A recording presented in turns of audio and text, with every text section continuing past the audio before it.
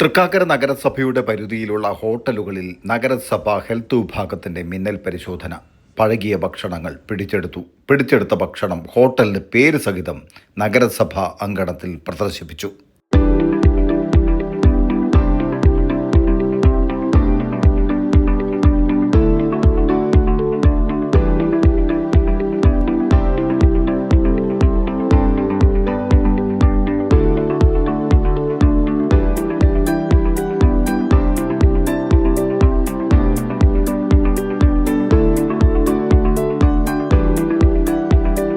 കാക്കനാട് ചുറ്റേത്തുകരയിൽ പ്രവർത്തിക്കുന്ന ഷവർമ എന്ന ഈ ഹോട്ടലിൽ നിന്നാണ് പഴകിയ ഭക്ഷണങ്ങൾ പിടിച്ചെടുത്തത്.